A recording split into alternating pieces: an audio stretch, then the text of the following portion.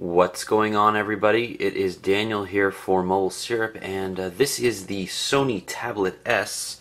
It is Sony's first venture into the Android tablet market, and this is a 9.4-inch 1280 by 800 resolution LCD display. It has a 1 GHz dual-core Tegra 2 processor. It has 1 GB of RAM, and this particular model has 16 GB of internal storage. So let's take a look at the hardware, and we'll take you on a tour of some of the inclusions that Sony has made to this model, and we'll go from there. So as you can see on the front, it just looks like a normal kind of Android-y tablet, pretty similar to any other devices out there. But you have to know that this is, sorry for the focus, I'll come right back, there you go. You have to know that this is actually quite a bit smaller. 9.4 inches may not sound a lot smaller than 10.1 inches, but in real world use it translates into a much better experience, at least in my opinion, to hold the device. It's only 598 grams, which is a little bit heavier than the Galaxy Tab 10.1, but you don't notice that too much. So on the bottom of the device, it's the narrowest point of the device, and you see the charging dock here is a little bit strange looking, but it works pretty nicely, although we found that the charger does fall out quite easily. On the left hand side of the device, there's actually a space for a little kind of rope here that is included, and you can use that to keep it secure. There's a speaker as well as this 3.5mm jack and the door. You can see that the design actually goes and extends outward. It expands a little bit while it curves, and this one piece of contiguous plastic goes all the way around the device for a very nice unifying design. Not for everybody certainly, but definitely a unique design among Android tablets. This door comes out and reveals a micro USB port and a full-size SD card slot, which is really nice because SD cards are significantly cheaper than micro SD equivalents. This takes a little bit of coaxing to get back. On the top there's nothing, but just this kind of textured pattern here, which makes it nice to hold. On the right hand side we have the power button. There's a notification light over here which indicates charging and notifications. You have a volume rocker as well as a tiny little reset button that needs a paper clip or a pin in order to get to, but it's a nice thing to have, and the other speaker on the right hand side. We have a 5-megapixel camera, no flash unfortunately, and we also have 2 stoppers here, which makes it very nice to lay down on a flat surface so that the back won't actually get damaged at all. Okay, so on the front of the device we have a VGA front-facing camera, and when we turn it on we see this bright, beautiful display. This is not an IPS display like on the Asus Transformer, but viewing angles are excellent and definitely show you the high-quality parts that go into all of Sony's products. So you see you can hold down this unlock button here and it kind of vacillates, and you can move it on to the side there and that will open up the home screen. So we have 5 home screens just like most Android honeycomb tablets, this Tron-like design. This is pretty stock. They haven't done much to it. They've added a few apps which I'll go over in a second, but a couple things to note. Firstly, there are 3 permanent shortcuts at the top left here. There's Mail, there's the what is this? The remote control app, which I'll go over in a second, and we also have the Reader app as well. So these are new. As well, there's a favorites menu here which consolidates all of your apps and media if you want it, and it gives you this nice 3D view, and you can sort out what you want shown.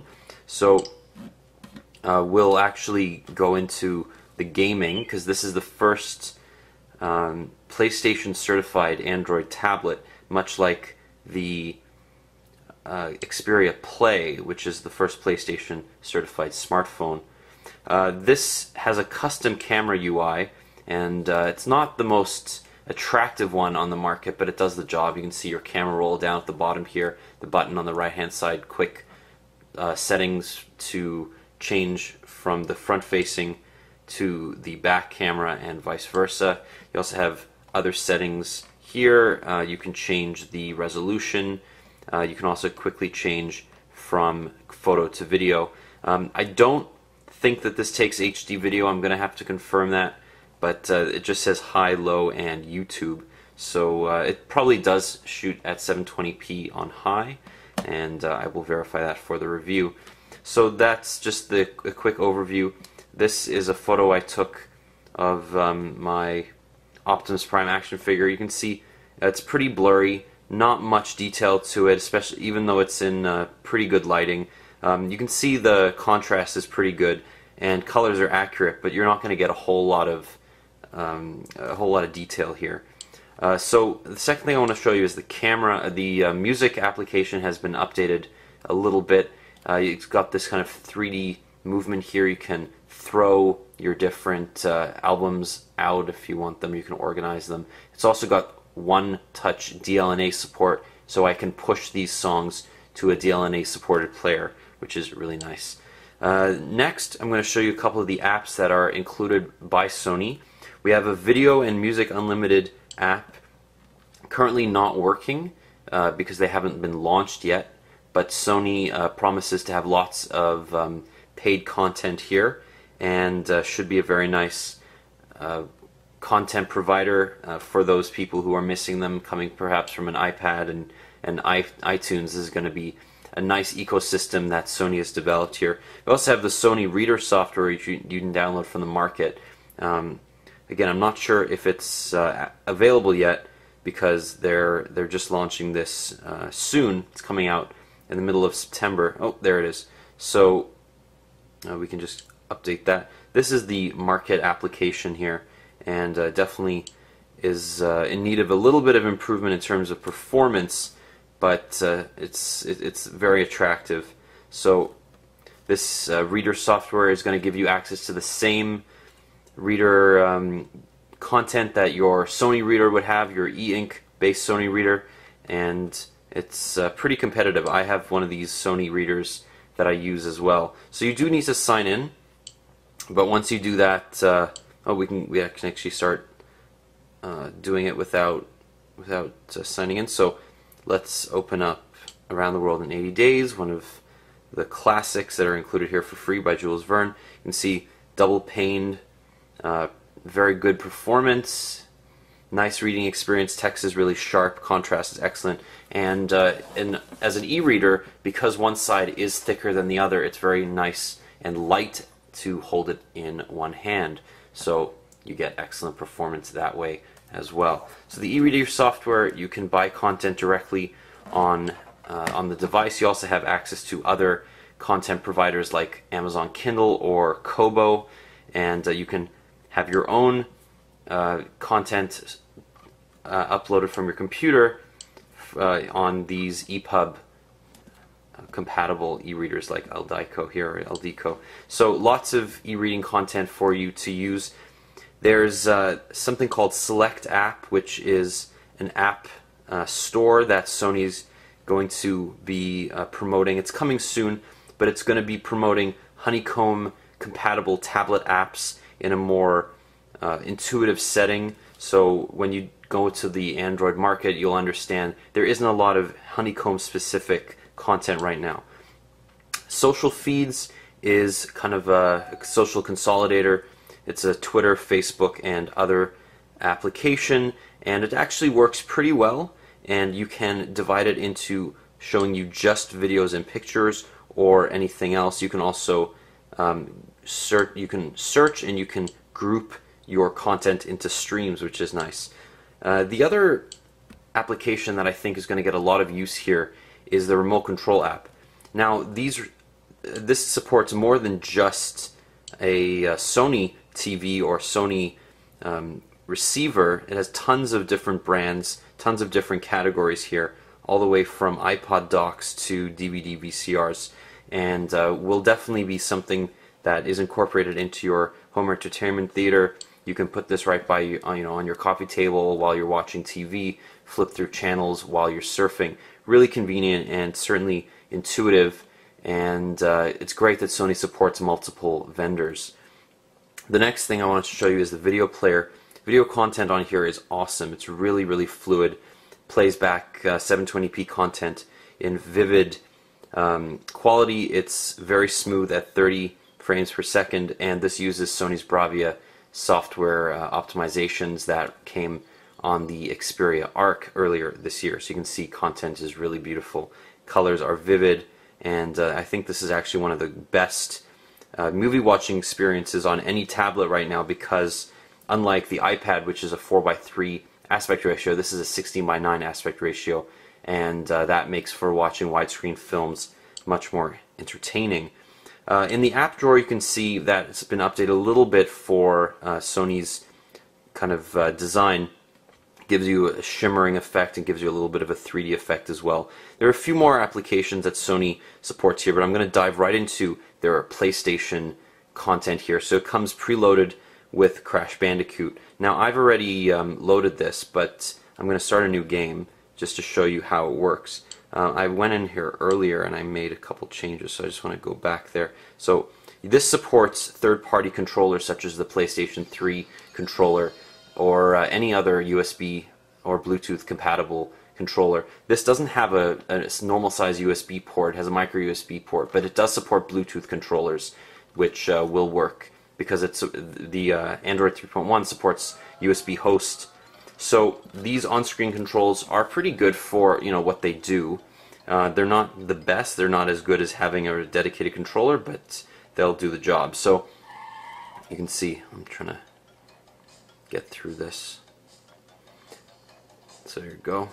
Now this has not been scaled up at all. The graphics are identical to what you'd find on the PlayStation 1, over 10 years ago, but certainly does the job. And it's a lot of fun. I mean, you're going to be able to purchase these from the App Store, from the Sony Select App Store, so you'll have a lot of content there.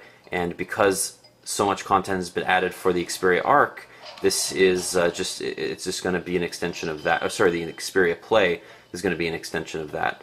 Oh, there you go. So I'm not very good at this, but you also notice that the game is stored on, it's actually frozen, and you can go back to it at any time. So if I want to return to my game, it'll just ask me to continue, and there you go. So it's stored in the background, kind of like an iOS app, and the state is frozen. So this is running, it's running Android 3.1. You can see over here.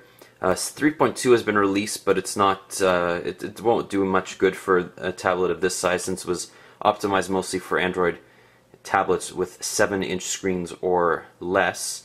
This does come with, as I said, 16 gigs of RAM, or 16 gigs of internal storage, but it's divided into 8 gigs or 9 gigs of internal storage and about 4 gigs for internal application storage.